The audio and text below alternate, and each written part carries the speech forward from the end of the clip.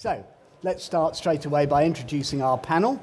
On my left, Doug Perkins, first venture into running a company with his wife Mary was in Bristol, but they've made their names as the founders of Specsavers, the largest privately owned opticians in the world, and of which Doug is the chairman.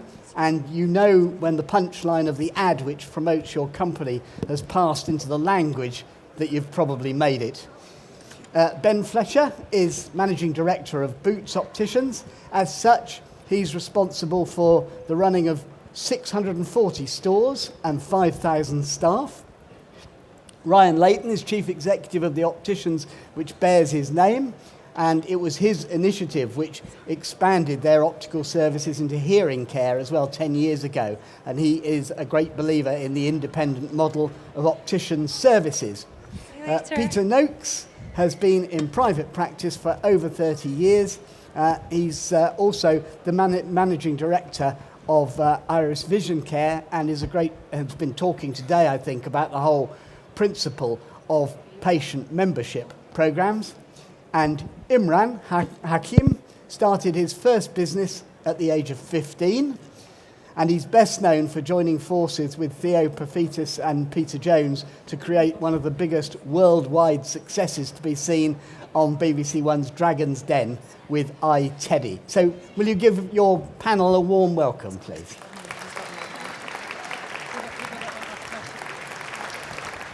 What effect is the result of the next election likely to have on our industry?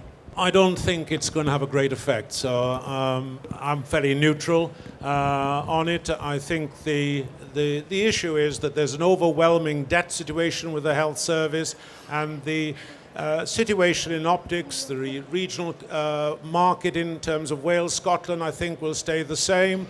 I think in England they are locked into commissioning, and we have got in all markets a great ability to save the health service a lot of money. And I think when all the straplines of electioneering are over, I think they'll realise that, and that will be good for everybody.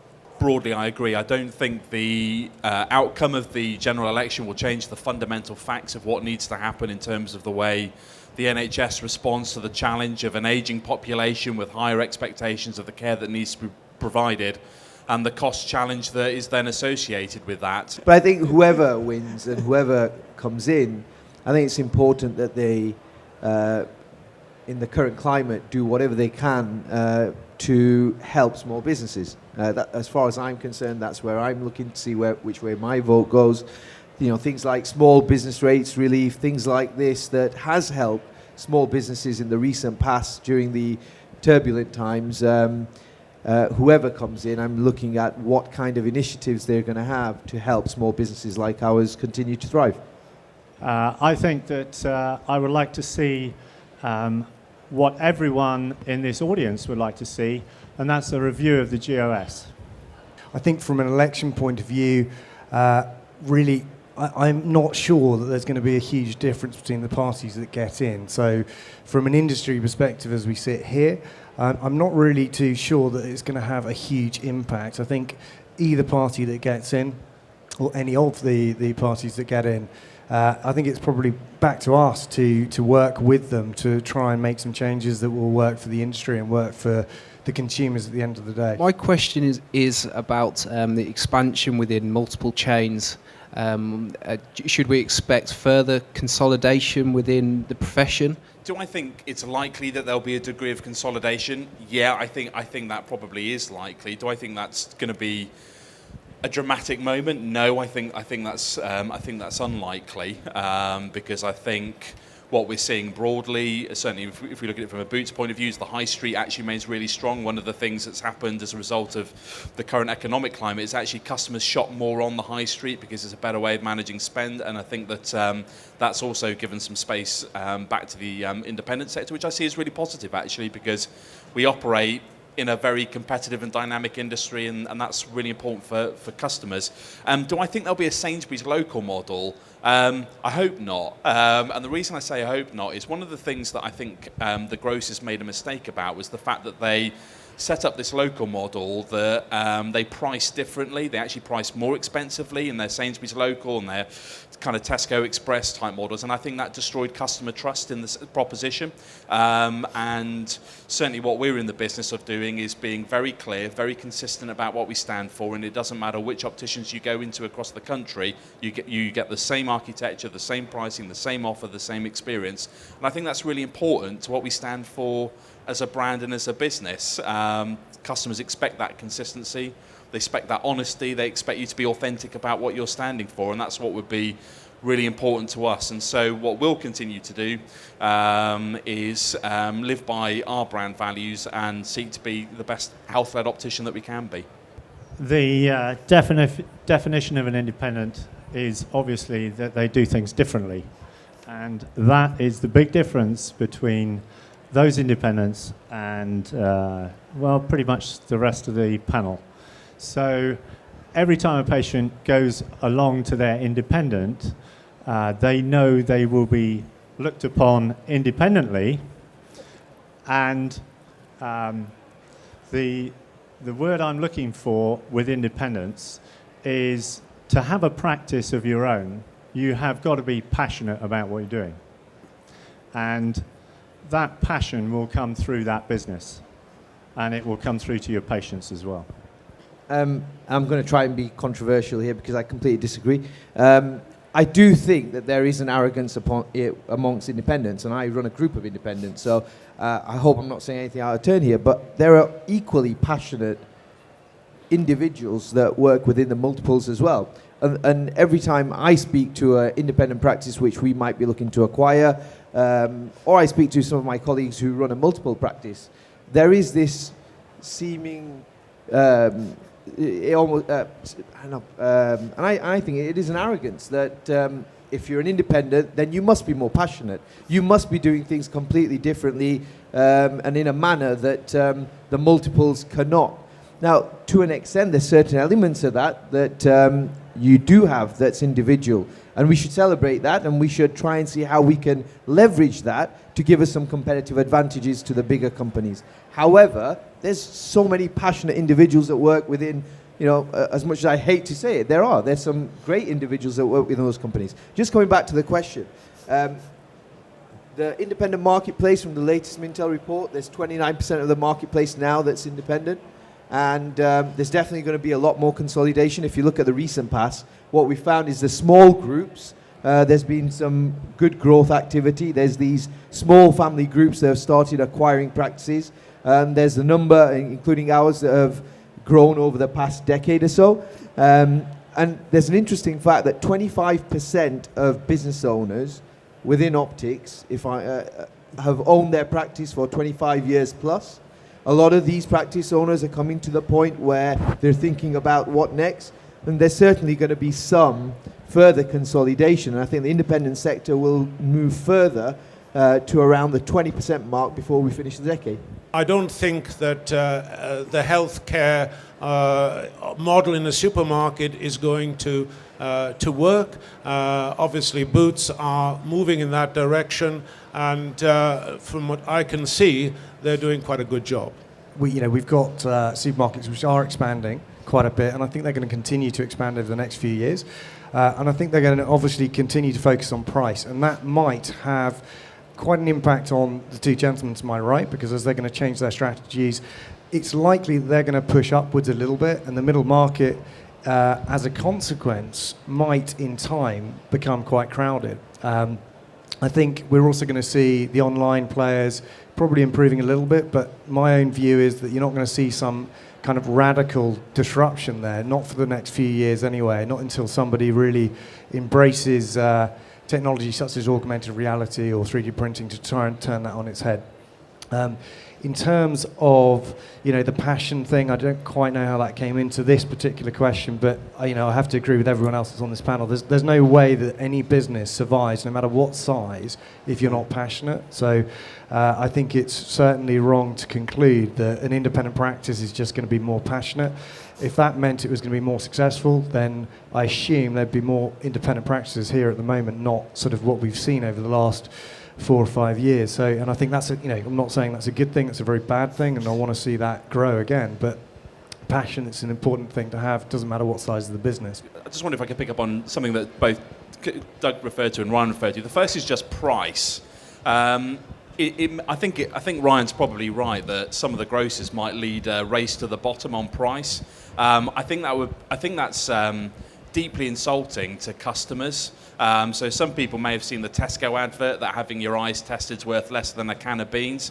I just think that's so wrong in terms of what it is we're trying to do as an industry, and so totally fails to understand the value in optometry and how important it is that anyone who follows the race to the bottom is asking for trouble. I'm happy to live in a multidisciplinary context of different types of businesses.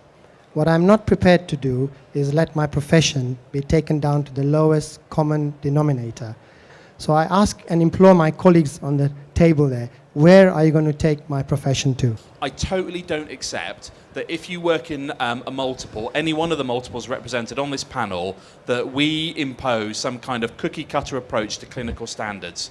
Let me, from a Boots Opticians point of view, I can tell you really clearly, we invest, first of all, to make sure that our clinicians are the best that they can possibly be, and secondly, what we ask of them is to bring the best of themselves every day to every customer that they're serving, and to use their skills, experience, and clinical judgment to the fullest effect possible. That's what I ask, that's what all of my clinical team ask, and I hope that every clinician in the business would echo that. The second thing on the advertising is I think one of the big challenges is there are millions of people in this country today who are not getting their eyes tested either at all or with anything like the regularity that they ought to. And I think what we're trying to do is stimulate demand, encourage those people to come into our practices. And I don't really apologise for that, because I think meeting that unserved need is hugely important. I mean, we just take the example of children. There are 1 million children in this country with undiagnosed eye health issues. And do I want parents to know about Boots Opticians? Yeah, I definitely do. And frankly, if they went into a Specsavers or a Leighton's or an independent, I'd be happy with that too, because they're getting their health taken care of. But the role of advertising is to generate demand and increase awareness, and I think that's what we're all trying to do. I'd just like to say that Mintel has said that the advertising that goes on, if you read the latest Mintel report, actually helps independents. It actually has helped to grow the whole market. It's about 40% more than it was just a few years ago.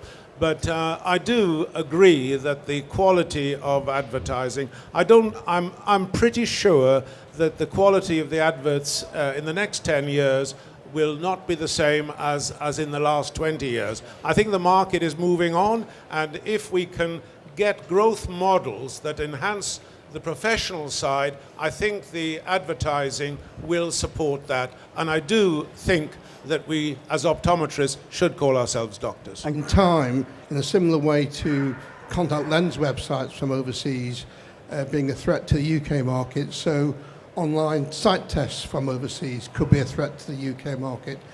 How will you compete? I think in terms of site testing anyway, online, I'm sure it will come. And I think in time that will be a big threat, particularly to people who perhaps aren't differentiating the clinical experience that they're offering. I think if I was to talk on behalf of the independents, and it's interesting that we're being compared today to a multiple, but actually we really don't see ourselves as a multiple at all. We are a very small group of 34. Why we exist is all about helping customers to live life fully, and I can guarantee you, if you walked into any one of our stores, you'd think that's an independent practice. So our values are exactly that. We don't spend money on marketing like these guys do. Of course, we can't afford that. So in terms of differentiating against that threat, I think for the independent sector anyway, I think that would be very easy, provided that they constantly innovate. They're investing in clinical environment, and I mean not just the environment, the consulting rooms, I mean beyond that, the store environment as well. OCT, Optomat, stuff like that. Make the eye examination central to what you do. Add more time with that eye examination as well. If you're spending time with the customer, you're empathizing with them, and you're creating lifestyle solutions, I don't really see the threat of online as eye testing being hugely impactful. But that might be wrong. But certainly in the next few years, I think the independent sector would be quite comfortable with that. I would say maybe if I look to my right again, that might cause more problems for people that are in the volume end of the business, because there will be obviously people, millennials, who are very ready to buy online. Millennials, for people that don't know, people being born between 1980 and 2000, and they're going to buy and they're going to interact in a very different way to some of the marketplace that we see at the moment. So it could well be a threat, but I think from an independent perspective, I think provided there's innovation and there's a focus on clinical, I think it'll be fine. What you have to accept is the consumer is changing. The consumer is a lot more sophisticated. Technology, the convergence of technology in size, in cost, in weight, what you can do for the costs that you couldn't do, say, 5 years ago, it's unreal. And for us as independent practice owners, what we've got to try and make sure is that we try and spot the opportunity within our customer experience to try and leverage this technology. I think you're about to carry out an inquiry on the effect of technology. I know there's a lot of people scared of the future. I think the GOC kinds of PR give that information out, that in the questionnaire, a lot of fear. I think there is a danger of getting carried away with it. I think the sequence that I see is certainly not from eye exams being done from overseas. Independents, of course, need to be as flexible as possible to embrace any of these technological advances that are coming. I think we need to become more clinical based. I think our professional bodies and ourselves have got to get involved with all those patients who need to come out of the eye hospitals, where it costs this country an inordinate amount of money, and we need to be paid for what we do. Will technology disrupt the market? I think the answer to that question is yes. Because it's disrupted every other market. I think the answer is to not be fearful of technology. In fact, it can do, I think, many things that would be extremely advantageous. With online, there is a difficulty because it is such a grey area as to how you're going to regulate. And there's already a track record of that not being done very well in our industry. So that is a challenge. And it's a challenge for all industries, not just optics. I was just wondering why you're telling us that what a fantastic thing an eye test is, how good we are at it, and how we should value it, and the NHS should value it, and then you offer it free on the back of bus tickets and parking tickets, and you get your bill. That's all yours, Doug. Yeah. I don't mind. I think Mintel says that the advertising increases the business, and I think free testing. But I think free testing is what we do on a tactical basis. I think there are three models. I think there is the supermarket, not all supermarkets, but free eye test all the year round. That's completely nonsensical. I think the free eye tests offer selectively at seasonal down times, in fact brings people in that wouldn't normally come in. The first thing that we've tried to do is to put more value into the eye test. That's the first thing we've tried to do, and we've done that in a couple of ways. The first is including digital retinopathy as standard for everyone at no additional cost, and the second is by having a standard 25-minute eye test. So the first thing we think about is how do we make the eye test have more value so that more people want to pay for it. But I do agree with Doug, it's a regrettable truth. I wish the world were different and everyone was putting their hands up saying I'd like to pay more, but there are customers that we talk to, particularly in places of real economic hardship, where they can't afford it. And I would far rather offer them a test for free on an isolated basis, and it is isolated, and they come in and have the experience and get cared for, than we rigidly hold the line on one particular metric and never serve them, because there's a bigger thing at play here. I'd just like to add to that, actually, that in a way, this free testing thing is quite good, because if you're not doing free, you're doing something different, because the majority of the retail players out there are doing it for free. So if you're charging for it and being confident in charging for it, and you surround what you do with something that's really great, and you offer the OCT and you do Optomat and you charge for that, you're going to find a great revenue stream and a profitable revenue stream in that. And quality customers are going to find you, and they'll say, I'm very happy to go to have my eyes tested in what I perceive to be the best place, because you're actually charging for it. If the logic goes something like, I'm going to build a fortress around my fees, and we're going to kind of all gang up so that we can charge customers whatever we want, I think that's unacceptable. And I think that every industry that's ever done that dies. Because it does. It does. Because what happens is you get to a point where you are determining what your value is. Value, whether we like it or not, in whatever industry you want to operate, is determined by the customers you serve. To answer the independent thing, and it's impossible, I totally agree. It is impossible, or it's stupid to do it for free, because you just won't create the volume. The reason these guys create the volume is that they're pumping out the marketing through the TVs and the radio and absolutely everything else. So if you're an independent and you try and copy this, you're going to lose. It's just not going to work for you. So Ben says, yeah, you can do it.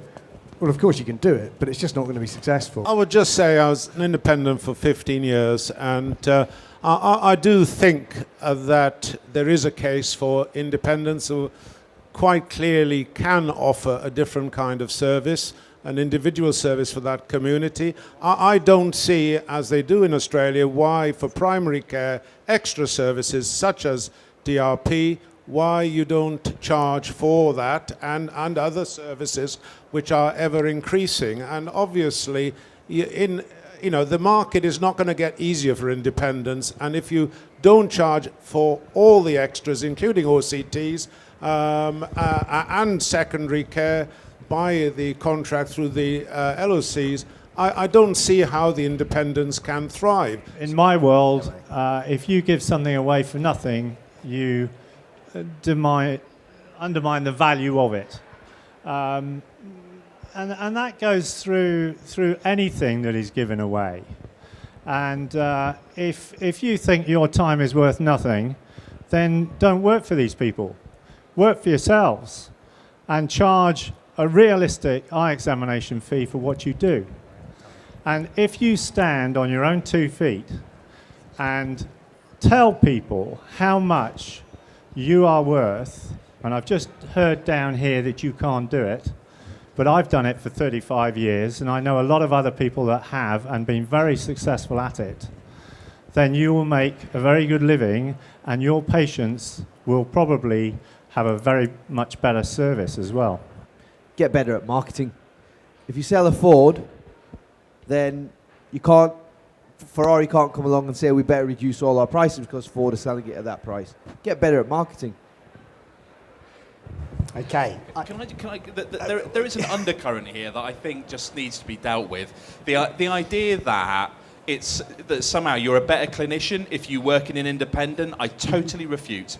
I see across all of our practices up and down the country clinicians who do an absolutely amazing job for their communities. Who said that? Well, so the implication of Tell your me comments. who said that? You said you did. were giving it away for nothing. The implication. You're giving away our services for Rubbish. nothing. So, well, the more you do I think that's this is fine, where we came in. because Boots will go where Boots will not be happy, and the independents will be able to thrive. Right. And there are plenty of people out there who will back the development of independence. And if you want to stand on your own 2 feet and be an optometrist, charging a correct fee for what you do, go and see the Association of Independent Optometrists and Dispensing Opticians. Come and see the patient membership programs, and we will put you in touch with all the people that are here that will support you as an independent. the idea that, first of all, the majority of our business is made up of giving away free eye tests is wrong. So the vast majority of our eye tests are paid for by customers to the full fee. So that I'd like to correct the perception that's inherent that somehow everything is free. It's not. The second is that somehow it's the price of the test only that determines a value that an organisation puts on its clinicians is entirely wrong. Thank you all very much. Doug Perkins, Ben Fletcher, Ryan Leighton, Peter Noakes, Imran Hakim, thank you all very much, and thank you for coming.